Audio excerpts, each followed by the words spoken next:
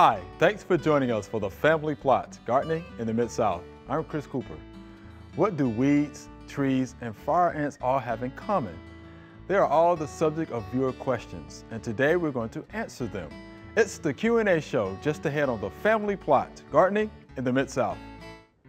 Production funding for the Family Plot, Gardening in the Mid-South is provided by the WKNO Production Fund, the WKNO Endowment Fund, and by viewers like you. Thank you.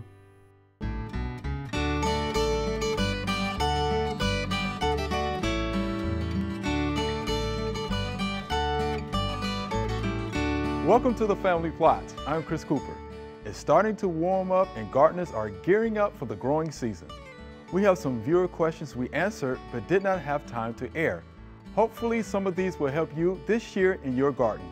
Let's start with a question about garden soil. I have a 25 by 25 foot vegetable garden. The soil is fertile and produces good crops. I spade the garden by hand, but it does clump up, which makes it a bit heavy to spade. Is there anything I could add to my garden soil to keep it from clumping when I turn it over? And this is Rocco from Little Falls, New York. From New York. All right, so vegetable garden, pretty good sized vegetable garden. So what do we need to add to that soil? Well, what, we know about heavy clay soils here for sure. We definitely do. So organic material is always a good choice. You know, it can break it up. Here in the Mid-South, I like to use pine bark. You know, south of us, there's a lot of timber production of pines. So we have a lot of pine bark as kind of a renewable resource that we have around here that we can use. And I like to use the just the straight pine bark mulch and mix in. But you can use a product called soil conditioner, which is actually ground up pine bark.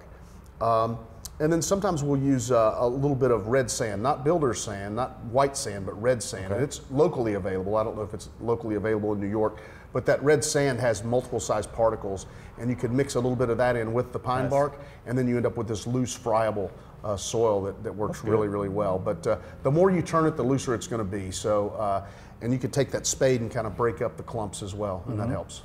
I like that. So yeah, organic matter, organic material. I put 2 inches of organic material down, and a ½ inch to 1 inch of sand on top, red sand, not white sand, red sand, and mix that in. And mix it in? Yeah. Okay. Just turn it. He should be very happy with that. That sounds good. Yeah, some compost. Yeah, you might want to add some lime, right? If that pine bark's acidic, right? Yeah, it is. But I don't know about the soils in New York. They may, they could be alkaline soils. So that could be. They need to check their extension office, right? Hey, I was just about to say that. Yeah, get your local extension office, right? Get that soil tested. Get that soil tested. Yeah, but yeah, adding organic matter always helps. So, I'm thinking about Mr. Vogus here. Humus is what he used to always say. Add a little humus to that soil, and I think it'll be fine. I think it'll be good. What's the best way to grow vegetables in pots at home? And this is Gary. So what do you think of Celeste? Let's see. I'm thinking I've never grown a vegetable in a pot. And so I was trying to generate some thoughts on that topic. I live in the country and I've got lots and lots of space. So, I've always done in-ground gardening, some raised bed gardening, but I've never attempted to grow to full maturity a tomato or pepper or anything else in a container. But I know a lot of people do. Yeah. And we're about to find out. Yeah. Probably does, right? My top 3. Okay. Large enough container, well-drained media. Okay. All right. And full sun. And full sun. Yeah. Yes. The obvious one. Yeah. Yeah. The shady containers and fertilization. And fertilization. Okay. Yeah. How about that? I got a sport. Go for it. And which vegetables would you grow in pots, though? Would it matter? Let me add. I have actually grown some lettuce in pots because I just want to be part of the conversation. So and that was really super easy. I just direct seeded them into my little pot, and I didn't have to have full sun to grow lettuces. They're cool season, so they can do with a little less light. So I had those kind of on my porch. Yeah, and that worked. Leafies in the spring and fall.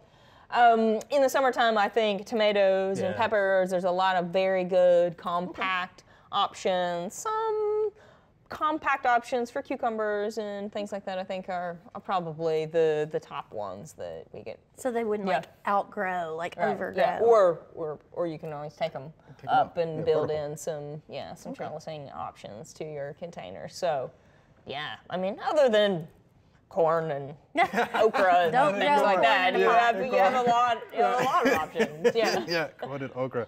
All right. So let's talk about this quickly. So what about containers? What kind of container size? What about those questions? Yeah, so, large. Big. Right? Let's Big. not put our tomatoes in 1 or 2 gallon pots, right? So it is for nutrient holding capacity, water holding capacity, even Space for roots to grow. I mean, they're deep roots, yeah. Any think certain like type of So container? I was just thinking, so like, just to give people an idea, like think like 5-gallon bucket or bigger. Like you don't And want up. anything smaller than that. Okay. Yeah. And so one of the challenges that I've done myself, so I can readily admit, is you go and you buy the most cost-effective container possible. I've done that. And it's terracotta, right? Which dries out very slowly. So, I mean, dries out very quickly, yes. Yeah. And so that's one thing that you want to keep in mind. The plastics can actually help you out. Oh, the plastics can help you out. How about that? Yeah, And I've if made they're that ugly, you mistake. can just paint them. Just paint them, right? Yeah. It could be a project. Instead of taking all my plants out of my grow room and bringing them outside to harden them off, can I run an air conditioner on low in my grow room to harden off my plants? And this is Greg from Messina, New York. I get to thinking. That's Yeah. a very interesting train of thought.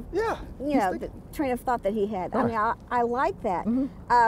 Unfortunately, it's really not going to work because the outside air fluctuates from night to day. Right. And that's the kind of thing that helps harden off the plants, That's right. not just colder temperatures or something like that. It's the fluctuation from day to night temperatures that helps harden off the plant.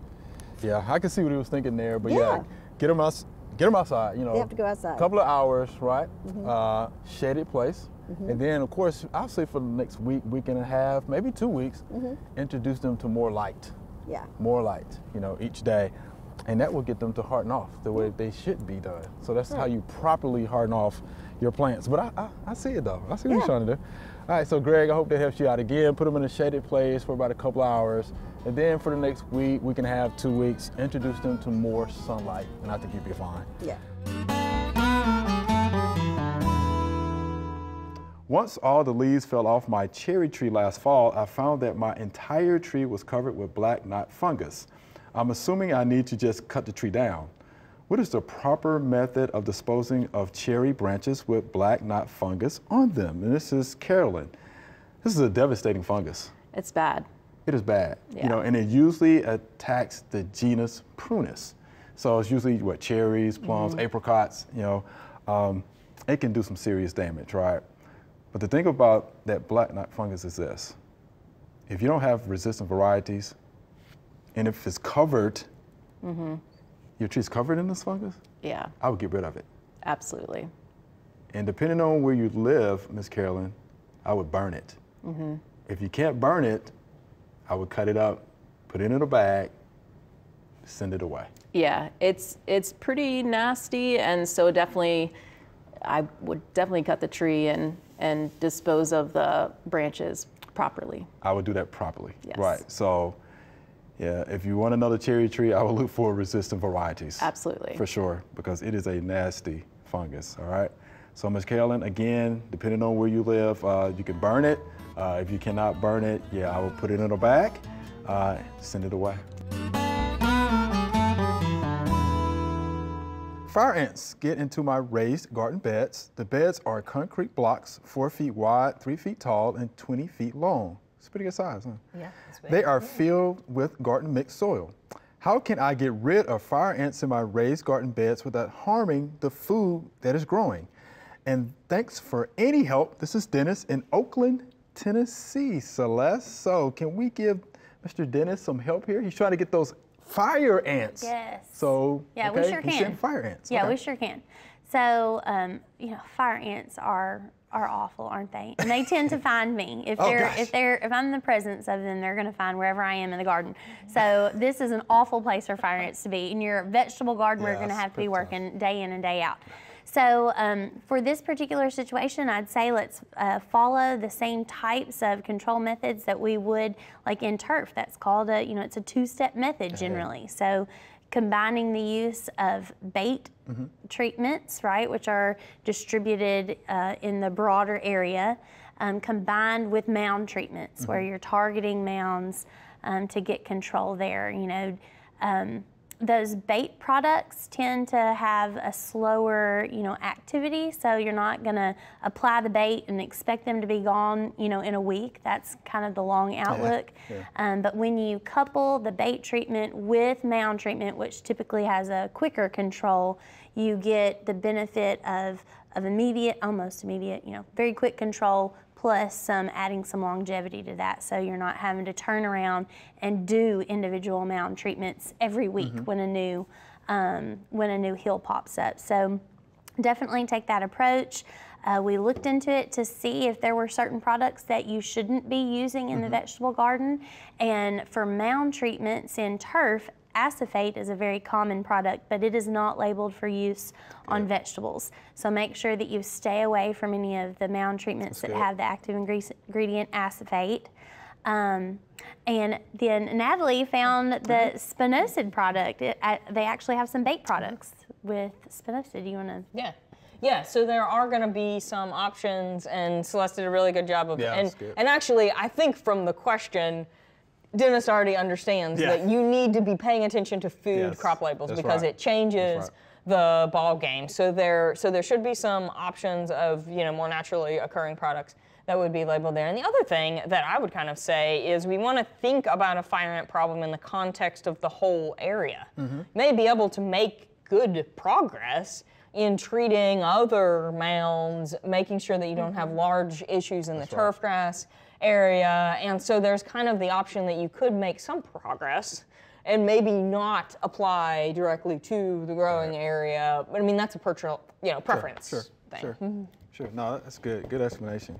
Yeah, and tell them about spinosad. Tell them, give them a rundown about what that is. Oh yeah. Well, I mean, it's a naturally occurring product. So I mean, it falls in the category of some of the biological materials that we have the opportunity to use, and so, you know, it just gives us a wider palette, you know, to work from in food production or, you know, non-food production areas.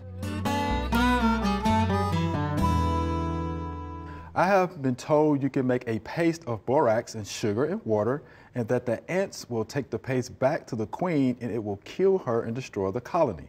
Supposedly, borax is highly toxic to ants but won't contaminate your garden and plants. Is borax a safe method for killing ants in a raised bed vegetable garden? And this is Bill on YouTube. So what do you think about using borax? Well, I think it's an option. Borax is a natural mineral. It has a lot of uses in the home, so a lot of people have it on hand anyway.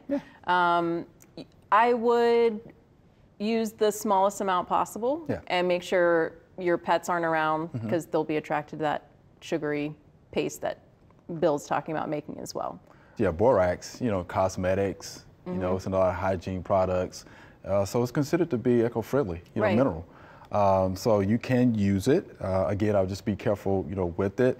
It actually targets the digestive system of the ants. So it causes a slow killing of that ant population is what it is. So it's a slow release, if you will.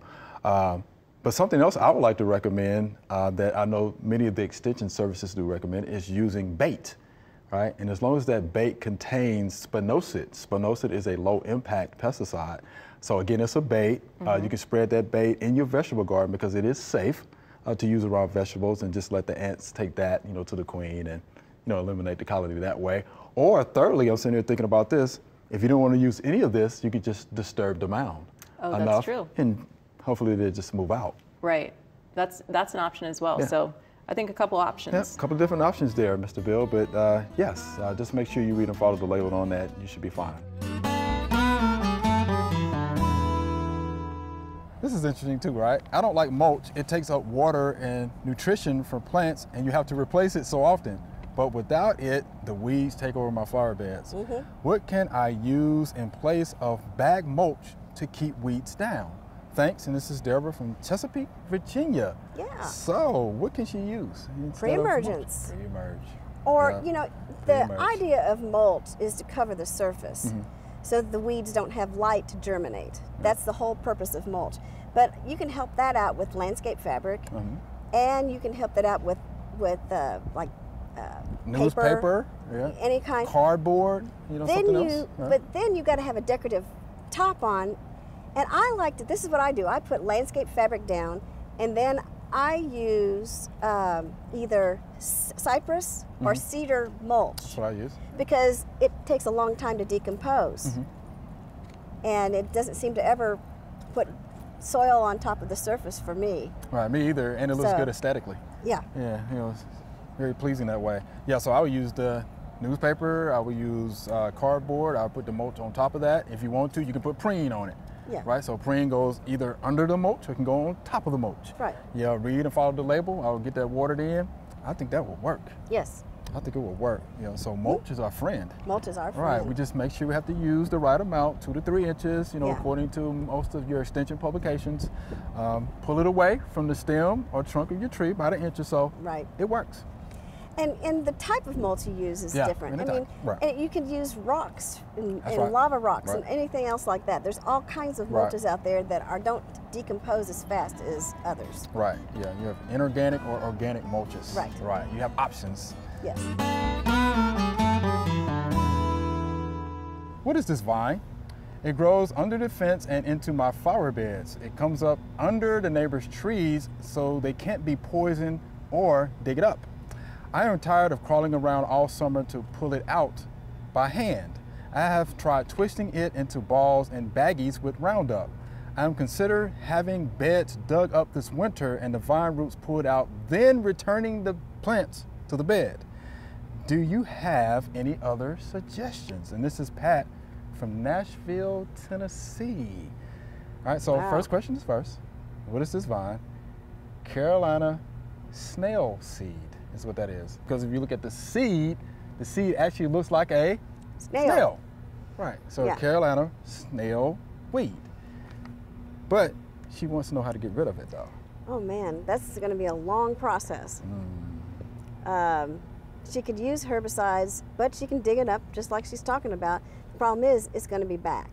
It's going to be back. Because like she said, it's coming from somewhere, and I don't, Yeah, it's coming from under her neighbor's tree. It was, the neighbor's property. Yeah. Which is why she doesn't want to, use herbicides. Right. Well, I don't think it would really hurt the vine too much because it's rooting in her area. Right. So I don't think it's going to translocate clear over to the other side. I don't think it's going to do that. But, it is going to take a long time because it's going to keep regenerating and coming over the fence and through the fence in that area. It's going to be a long process, and then of course she wants to, return to putting plants in the bed. Yeah. You know what my suggestion is for that? Can you use a pre-merge maybe? If you can get up all the plant material, put down a pre-merge, I don't know, if it would affect, the vine per se. You have to read the label and see, if that shows up on the label. But, you can use a pre-merge and give it a shot just to see. That would get the seeds, but the plants that are already there, and if she digs it up, that's one thing. Yeah. But hopefully, the thing is, it may crawl under the fence. It may. But it might take longer for it to do that. It may. Yeah, that's going to be a long, tedious process. It's a lot of work there. Yeah, cut it back, and hopefully your neighbor can help out too. That'd be nice. With that, maybe put down a pre-emerge or something like that. Yes, Ms. Pat, that's going to be a long, tedious process. I have a big problem with groundhogs in my yard. They are always eating. What can I do to get rid of them? And this is Essie. So, Essie has groundhogs, Peter. You know anything about groundhogs? Yes, I do. I grew up in the middle of a field in Maine. Okay. And we had lots of groundhogs. I'm so glad you know about groundhogs. I feel like most of my questions are armadillo related, so let's go groundhogs. Yes. So we had a garden, and what we did is we put an electric fence around the garden with 2 wires. One was about 4 inches above the ground, the other was a couple inches above that. It's probably 6 or 8 inches above the ground. Okay. That was good for groundhogs, skunks, raccoons, because they come along and they touch their nose to the wire and they learn real quick they don't want to go there. Also rabbits, I'm sure. Yeah. And so what we would do though is, because you have your wires only a few inches off the ground, you have the problem of, if grass grows for about a week, it can touch the wire. And so what we would do is every couple of days we had this thin piece of bamboo. It was a plant stake. Okay. And I just go along and just whack the grass under the wire. And if you go along at dusk or at night, and you tap the wire, you can see the sparks when it touches the grass. So you know where you're shorting out and you can kind of whack that grass back. But that's probably the best way to do it if you're trying to get out of a certain area. Now, you can't exactly put an electric fence around your front flower bed. It doesn't work. The general area. Right. So there's a couple other things that you can do. I want to mention there, you can install a wire fence, but this is going to be a lot of digging. So you put in a wire fence. It needs to be, the holes need to be about 2 inches by 4 inches so they can't get through. Sure. But you bury the fence a foot under the ground. And not only do you just bury the fence a foot under the ground, the bottom foot of the fence, you put horizontal facing out for a foot. So you're digging a trench a foot wide and a foot deep to put your fence in. So that's that's a lot of work. And then like laying it like in an L shape and then putting the dirt back in. Yeah. Oh, okay, I see. Now you can use traps. Yeah. So you can use the live traps. You put them right at the entrance to their burrow and bait the inside with lettuce, carrots, fruit, vegetables, things like that. You can put down, if you wanted to, you could put down some sticks and some leaves so they can't see where the trap starts. Okay.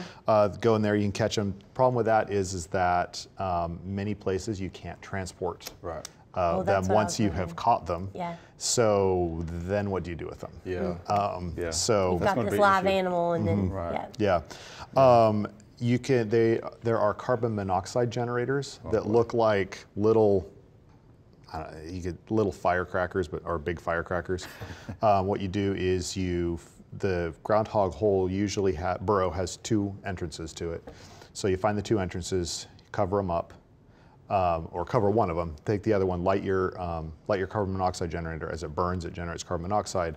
Place it in there, cover it up. It will then it's like you're suffocate. Fumigating it'll suffocate. And then watch and see if there's any other places where smoke comes out. Sure. Because you got to cover them up. But that'll work. Follow instructions. You don't want to use them close to buildings. Or any places where humans are going to be, because carbon monoxide is just as poisonous to us as it is to groundhogs. This is true. And then those are kind of expensive. So really the cheapest and kind of easiest way, I'm sorry to say, is to shoot it. Yeah. Assuming that you live in a place where you can do that. Yeah. So a 22. Yeah. And just shoot them. And it's probably most effective to use. That's what we did a lot. Rifle. We shot them. Yeah. Well, how about that? So groundhogs, they're in the squirrel family. They're good climbers and they're pretty good size. Yes, they're so big. That is for sure. And they're herbivores, which is why you would pre-bait the trap, of course, with vegetables and things like that. And I forgot to say, to make the wire fence even more difficult, you should put an electric fence wire across the top because they can't climb. Right. Yeah. Right. Very good climbers. So how about that? So there you have it, Miss Essie. Those old groundhogs. Right? Oh, what a mess. All right. Good gracious. I have a red flagstone deck. I noticed black mold take over, so I began to read about it. Information said baking soda and water spray, then a bleach mixture. I tried, guess what? No luck. Then I tried milk, which to my surprise helped a lot. But I want to totally get rid of it, so I'm using a Lysol and water mixture. I started all of this in November, but I've stopped treatments for winter. I will start again in the spring. The mold isn't heavy on the rocks, but it's into the grain of the rock. I may have to scrub it and keep at that. I feel it came from a tree in my neighbor's yard that had dark round spots on the leaves.